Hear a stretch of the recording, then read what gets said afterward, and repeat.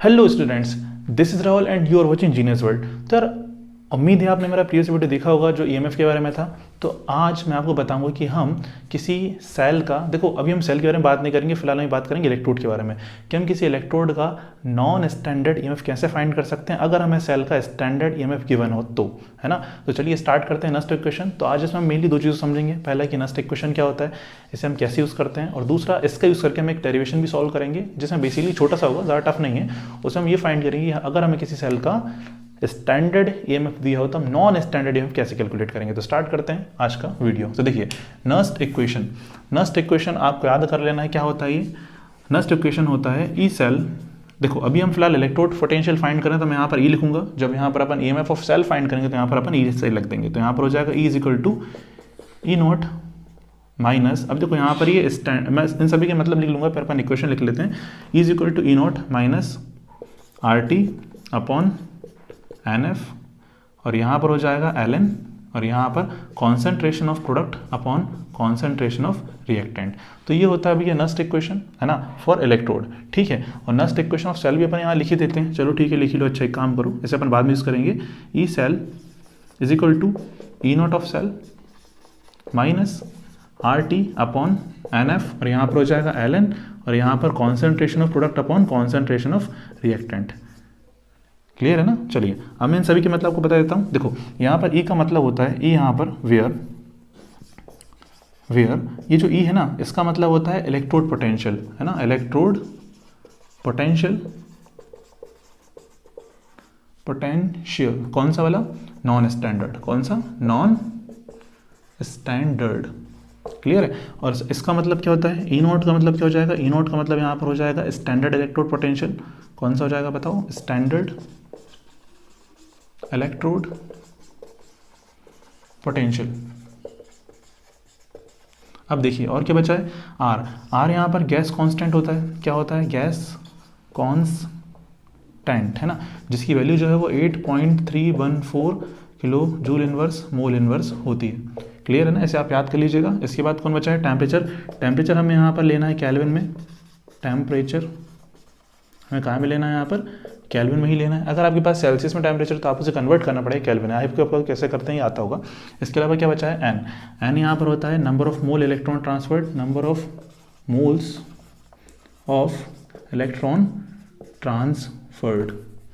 अब देखो घबराओ मत, इन सभी का मतलब आपको समझाऊंगा, क्वेश्चन भी करके दिखाऊंगा, बस थोड़ा पेशेंस रखिए। ट्रांसफर्ड, क्लियर है। और क्या बचा है, आर हो गया, टी हो गया, एन हो गया, एफ बचा है। एफ मतलब होता है फराडे मतलब पता होगा ना। देखो फराडे का मतलब होता है 1 मोल्स ऑफ इलेक्ट्रॉन पर कितना चार्ज होता है। तो आई होप कि आपको पता होगा, नहीं पता कोई दिक्कत नहीं, बता मैंने दिया ये। तो फराडे मतलब क्या हो जाएगा, फराडे मतलब charge on 1 mole of electrons. तो कितना होता है मैं आप लिख देता हूँ। 1 फराडे की वैल्यू जो है वो होती है 96,487, जिसे आप अप्रॉक्सीमेटली लिख सकते हैं 96,005, क्या 46,000 लिख रहे हैं, 96,500 आप इसे लिख सकते हैं। और क्या बचा है, प्रोडक्ट अपॉन रिएक्टेंट मैं आपको बताऊंगा। तो भैया ये तो कहानी हो गई इलेक्ट्रोड वाली, इसे आप नोट कर सकते हैं फटाफट। अब मैं आपको इसके नीचे सेल वाली कहानी भी लिख देता हूँ। पता को बाकी सभी चीज़ सेम है, बस यहाँ पर दो डिफरेंस है, एक ही वाला और एक ही वाला। तो ई सेल यहाँ पर क्या हो जाएगा, यहीं पर ही लिख देते हैं। E cell is equal to क्या हो जाएगा, ये हो जाएगा EMF on non standard condition. ठीक है, और यहाँ पर अगर अपन ई नोट ऑफ सेल लगा दें तो ई नोट ऑफ सेल हो जाएगा ईएमएफ ऑन स्टैंडर्ड कंडीशन।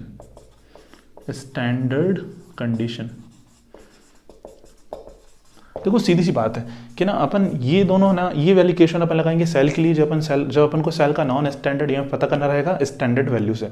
और ये अपन कब लगाएंगे, जब अपन को इलेक्ट्रोड पोटेंशियल पता करना है किसका, इलेक्ट्रोड का, नॉन स्टैंडर्ड कंडीशन पे स्टैंडर्ड वाली कंडीशन से। घबराओ मत, आपको सभी को सिखाया जाएगा, बस आप इसका एक बार फटाफट स्क्रीनशॉट ले लो तो अपन आगे बढ़े। फिर ले लिया, चलो तो अपन ये क्वेश्चन सॉल्व करके देखते हैं कैसे होगा इस इक्वेशन से। तो इसे अपन बता देते हैं ज़रा।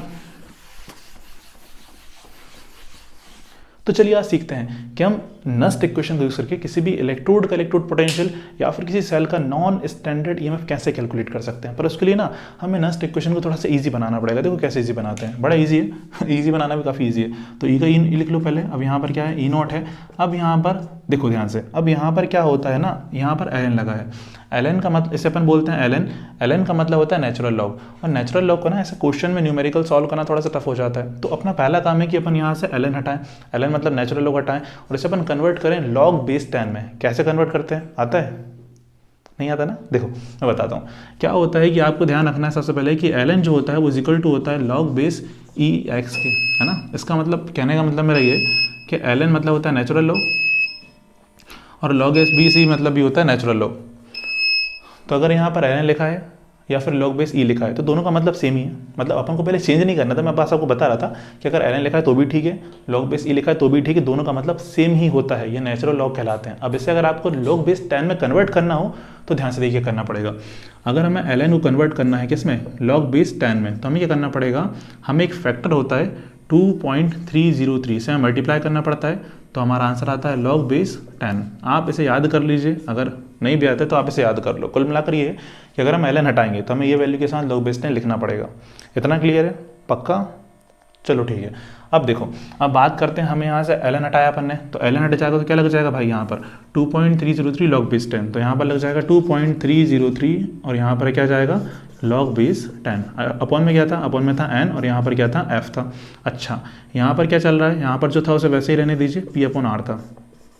सही बात है, बिल्कुल सही है। इतना क्लियर है सभी को? ये क्लियर हो गया ना, ये कहाँ से आया, इसमें कोई डाउट तो नहीं है? हो तो बता देना। चलो आगे देखो, अपन और क्या कर सकते हैं। अच्छा एक चीज़ और यहाँ पर ध्यान से देखिए, यहाँ पर अच्छा RT मिस हो गया, तो यहाँ पर हमें RT लिख दिया। अच्छा, अधिकतर क्वेश्चंस में आपको टेम्परेचर जो है वो 298 केल्विन ही दिया जाता है। मैं फिर से बोल रहा हूँ, अधिकतर क्वेश्चंस में, नस्ट इक्वेशन वाले क्वेश्चंस में आपको जो टेम्परेचर है वो 298 केल्विन ही दिया जाता है। तो हम इस इक्वेशन को थोड़ा सा और ईजी बना सकते हैं। क्यों, कैसे, मेरी बात सुनिए।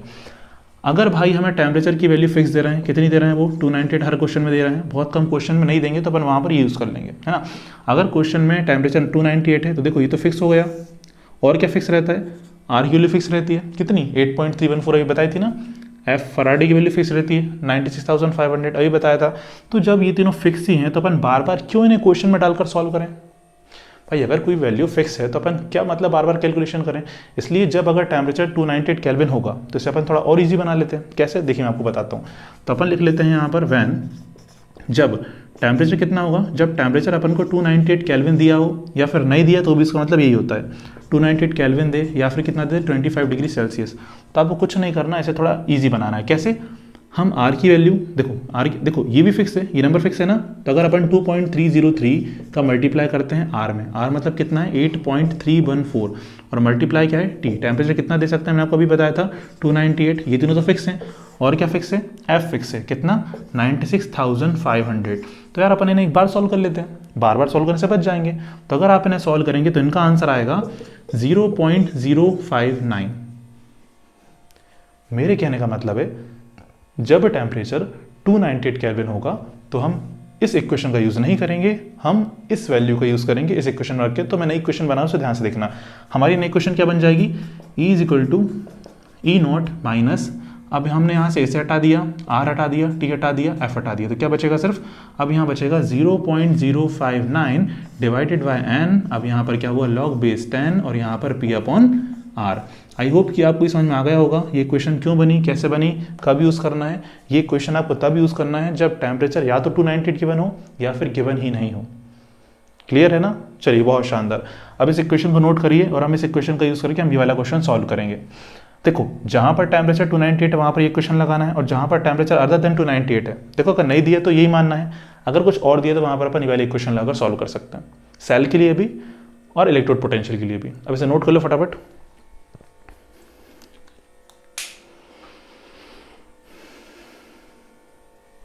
चलिए तो अब मैं इसे मिटा रहा हूँ और अपन इस वाले इक्वेशन से वाला क्वेश्चन सॉल्व करेंगे इलेक्ट्रोड पोटेंशियल के लिए।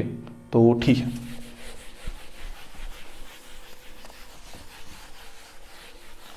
चलिए तो यहाँ पर हमें क्वेश्चन सॉल्व करते हैं। क्वेश्चन में क्या पूछा है, देखो क्वेश्चन में आपको फाइंड करना है E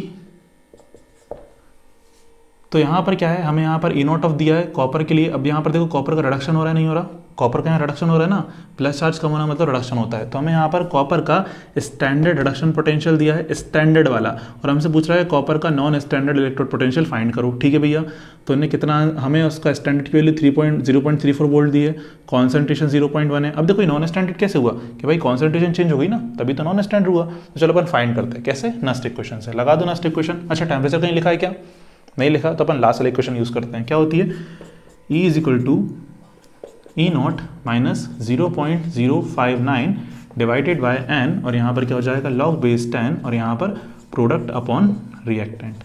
अच्छा, अब आपको इसे फर्दर सॉल्व करने के लिए ना इसकी आपको इक्वेशन बनानी पड़ेगी। कैसे बनाते हैं, ध्यान से देखिए। आप यहाँ पर खुद देखो, अगर यहाँ पर Cu था 2+ था, और Cu2+ बार लगाए, मतलब उस साइड जाकर क्या बन गया, उस साइड जाकर Cu बन गया, एरो की उस साइड जाकर क्या बन गया, Cu बन गया। तो 2+ चार्ज कैसे कम हुआ होगा, प्लस चार्ज कौन कम करता है, इलेक्ट्रॉन्स ना, तो इसका मतलब इसने 2 इलेक्ट्रॉन्स ले लिए होंगे। तो जब इसने 2 इलेक्ट्रॉन्स लिए तो ये बन गया।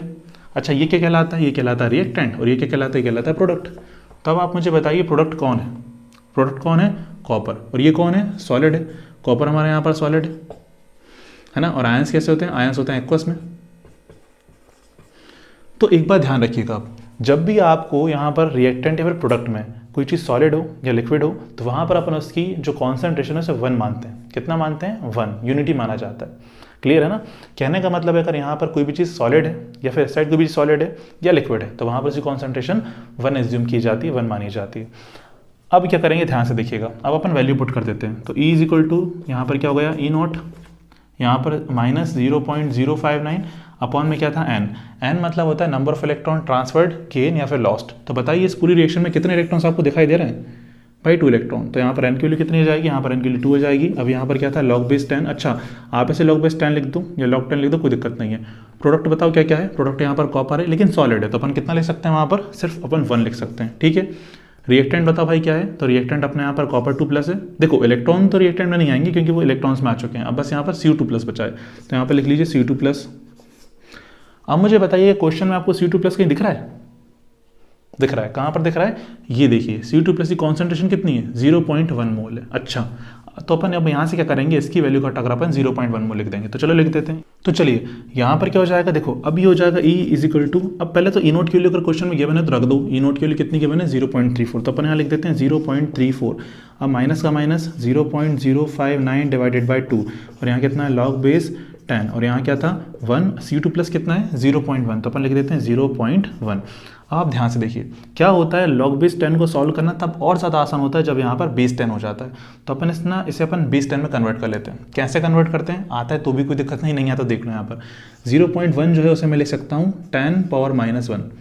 कैसे लिखा है जानना है तो ध्यान से देखो। 0.1 जो है पहले उसका डेसिमल हटाओ, कैसे हटाओगे भाई, नीचे 1 तो लगा रहता है, ये हटाओगे तो एक 0 जाएगा, तो ये कितना हो गया, ये हो गया 1/10। अब अगर तुम इस 10 को ऊपर लाते हो, देखो 10 को हम ऊपर लाते हैं यहाँ से, तो ध्यान रखिएगा यहाँ पावर में -1 लग जाता है। अगर माइनस है तो हट जाता है, नहीं है तो लग जाता है, तो ये हो जाएगा 10⁻1। तो अपन कुल मिलाकर 0.1 को 10⁻1 ऐसे लिख सकते हैं। आई होप कि आपको समझ में आ गया होगा। अब कुछ नहीं है, अब इसे आप लिख दीजिए तो क्या हो जाएगा, ये E इज इक्वल टू हो जाएगा 0.34 माइनस 0.059 डिवाइडेड बाई 2। यहाँ पर लॉग बेस 10 चल ही रहा था, यहाँ पर क्या हो जाएगा 1/10⁻1। अब आप क्या करिए, 10⁻1 को ऊपर ले आइए। जब ये ऊपर आएगा तो मैंने अभी क्या बताया था कि अगर माइनस से पावर है तो हट जाएगी, नहीं है तो लग जाएगी। तो अब यहाँ पर 10⁻1 ऊपर जाकर हो जाएगा 10⁻1, मतलब ये ऐसा हो जाएगा 10⁻1 जो था वो हो जाएगा 10⁻1, और 10⁻1 का मतलब क्या होता है, 10 ही होता है। बहुत शानदार। चलिए तो यहाँ पर ये क्या हो जाएगा, ये हो जाएगा E is equal to 0.34 minus 0.059 divided by 2, यहाँ पर लॉग बेस 10 और यहाँ 10⁻1। तो ध्यान रखिएगा 10⁻1 का आंसर 10 ही होता था। तो लॉग बेस 10 और 10 की वैल्यू होती है 1 के इक्वल। मैं यहाँ लिख देता हूँ कि लॉग बेस 10 और यहाँ 10 हो तो उसकी वैल्यू कितनी होती है, 1 होती है। तो बेसिकली हम यहाँ पर 1 करने वाले हैं और यहाँ पर 1 मल्टीप्लाई में है तो उसका मतलब कुछ रहेगा नहीं। तो फाइनली हमारे पास क्या बचा, हमारे पास बचा 0.34 माइनस 0.059 डिवाइडेड बाई 2। अब आप ऐसे डिवाइड कर लें फिर इसमें माइनस कर देना। तो चलो सॉल्व करते हैं। 0.34 माइनस डिवाइड करेंगे तो 0.0, 2 2 सा 4, तो यहाँ पर 2 बचा और 2 9 सा 18 और यहाँ पर 5। इसे माइनस कर लो, कितना आंसर आएगा। तो इसे अगर हम माइनस करेंगे तो आंसर कितना आना चाहिए, 0.34 कितने 0 5 4। चलो माइनस करना है क्या, 0.0295। तो यहाँ पर कितना हो जाएगा 5, यहाँ पर कितना हो गया 0, है ना। यहाँ पर कितना हो जाएगा 1 और यहाँ पर कितना हो जाएगा 3। तो इसका आंसर आया 0.3105। अच्छा एक बात देखिए, हम इलेक्ट्रोड पोटेंशियल फाइंड कर रहे थे, इसका आंसर काय में आता है, देखो काय में दिया था, यूनिट क्या थी वोल्ट, तो हम इसमें लगा देंगे वोल्ट, ये आपका आंसर है। तो ऐसे हम किसी सेल का non standard electrode potential find कर सकते हैं अगर हमें उस सेल का स्टैंडर्ड इलेक्ट्रोड पोटेंशियल दिया हो तो। आई होप कि आपको आज की वीडियो बहुत अच्छी लगी होगी, समझ में आई होगी। अगर कुछ समझ में नहीं आता है ना तो मुझे बता दो यार, क्योंकि देखो तुम बताओगे नहीं तो मुझे पता कैसे चलेगा। अब अंतर्यामी तो मैं हूँ नहीं हूँ, हो सकता है हूँ, वो बात की बात है, लेकिन आपको जो भी डाउट हो ना बता भर दो, मैं आपके डाउट सॉल्व कर दूंगा। तो आज हमने देखा कि हम किसी इलेक्ट्रोड का नॉन स्टैंडर्ड ईएमएफ कैसे फाइंड करते हैं ना स्टेप क्वेश्चन से। अगली वीडियो हम देखने वाले हैं कि हम किसी सेल का इलेक्ट्रोड पोटेंशियल कैसे फाइंड करेंगे, किसी सेल का ईएमएफ कैसे फाइंड करेंगे नॉन स्टैंडर्ड वाला, स्टैंडर्ड की मदद से। तो बने रहिए मेरे साथ, मिलते हैं अगली वीडियो में, तब तक के लिए अपना ख्याल रखिए, खुश रहिए, जय हिंद, वंदे मातरम।